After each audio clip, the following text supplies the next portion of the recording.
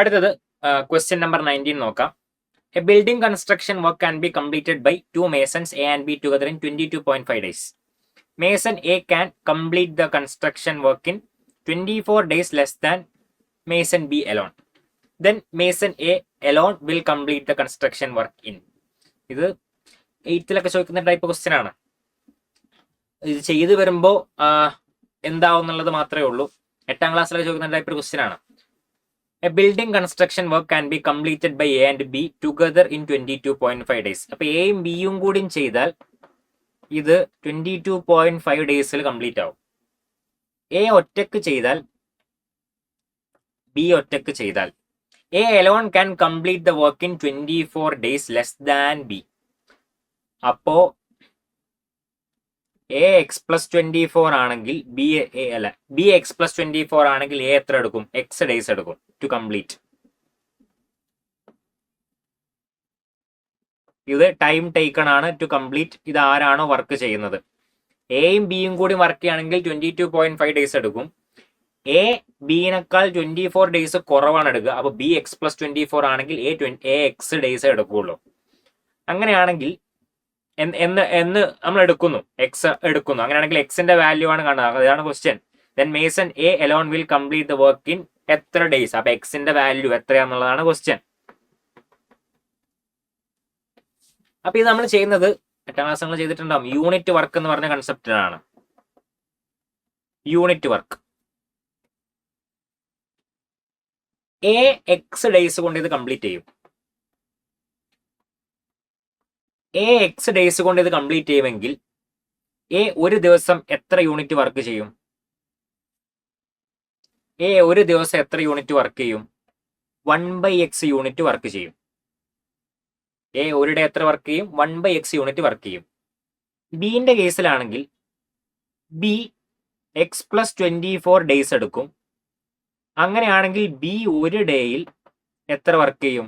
1/x plus 24 unit work ചെയ്യും. 1/x plus 24. ഇനി എയും ബിയും കൂടിയും ഇത് 22.5 ഡേയ്സിൽ കംപ്ലീറ്റ് ചെയ്യും. 22.5 ഡേയ്സിൽ കംപ്ലീറ്റ് ചെയ്യും. അങ്ങനെയാണെങ്കിൽ ഒരു ദിവസം കളക്റ്റീവ്ലി ഇവർ എത്ര യൂണിറ്റ് വർക്ക് ചെയ്ത് തീർക്കണം? 22.5 എന്ന് പറഞ്ഞാൽ 45/2 അല്ലേ? 45/2 ഡേയ്സിൽ ഇത് കംപ്ലീറ്റ് ചെയ്യണം. അപ്പൊ ഒരു ഡേയിൽ ഇവർ എത്ര യൂണിറ്റ് വർക്ക് കംപ്ലീറ്റ് ചെയ്യണം? 2/45. അങ്ങനത്തെ 45 എണ്ണമാണല്ലോ.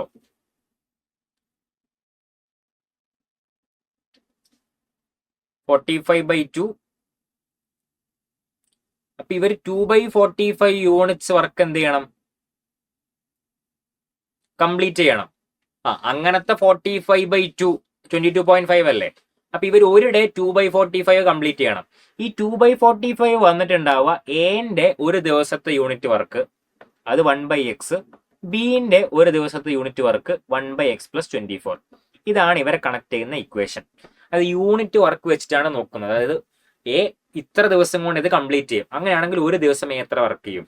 ബി ഇത്ര ദിവസം കൊണ്ട് ഇത് കംപ്ലീറ്റ് ചെയ്യും. അപ്പോൾ ബി ഒരു ദിവസം എത്ര വർക്ക് ചെയ്യും? ഇവർ രണ്ടുപേരും കൂടി വർക്ക് ചെയ്താൽ 22.5 ദിവസം കൊണ്ട് ഇത് കഴിയും. അപ്പോൾ ഒരു ദിവസം ഇവർ എത്ര വർക്ക് ചെയ്യും?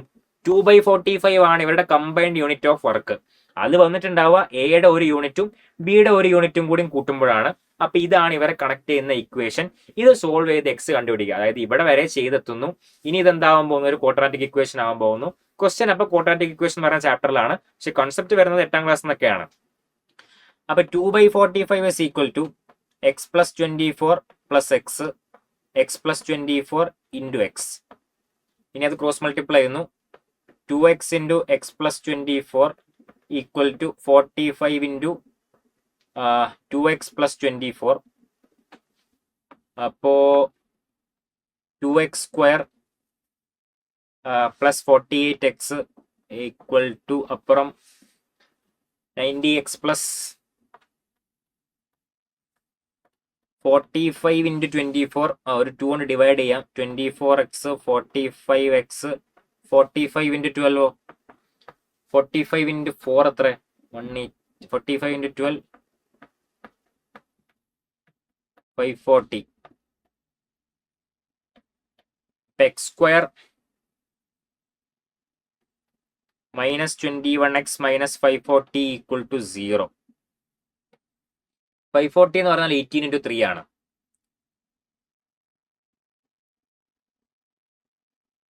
പക്ഷെ 18 × 3 അല്ല ഇവിടെ വരുന്നത്.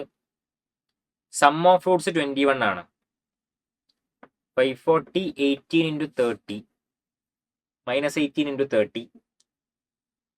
പക്ഷെ പിന്നെ വരാൻ പോകുന്നത് -18 അല്ല -18 അല്ല, -36ഉം 15ഉം. ഇവിടുന്ന് ഒരു 2 അങ്ങോട്ട് കൊടുത്തു. അപ്പോൾ -36ഉം 15ഉം -36ഉം 15ഉം ഒക്കെയാണ്. -36ഉം 15ഉം അല്ല, 36ഉം -15ഉം. സം ഓഫ് റൂട്ട്സ് 21 അല്ലേ, 36ഉം -15ഉം. അപ്പൊ x = 36 അല്ലെങ്കിൽ x = -15. ഇത് രണ്ടുമാണ് റൂട്ട്സ്. ഈ x എന്ന് പറയുന്ന നമ്പർ ഓഫ് ഡേയ്സ് ആണ്. അപ്പൊ അത് -15 ആവാൻ പറ്റില്ല. x = 36. അപ്പൊ 36 ആണ് number of days. Number of days ആര് കംപ്ലീറ്റ് ചെയ്യാൻ എടുക്കുന്നത്? എ കംപ്ലീറ്റ് ചെയ്യാൻ എടുക്കുന്നത് 36 ആണ്. അതാണ് ചോദിച്ചത്. 36 ആണ് അപ്പൊ ആൻസർ. ഇത് ക്വാഡ്രാറ്റിക് ഇക്വേഷനിലേക്കാണ് പിന്നെ ഈ ക്വസ്റ്റ്യൻ എത്തിയത്. പക്ഷെ ആ ക്വാഡ്രാറ്റിക് ഇക്വേഷൻ ഫോർമുലേറ്റ് ചെയ്യുന്നത് 8ാം ക്ലാസ്സിലൊക്കെ പഠിച്ചിട്ടുള്ള ഒരു യൂണിറ്റ് വർക്ക് കൺസെപ്റ്റിലാണ്.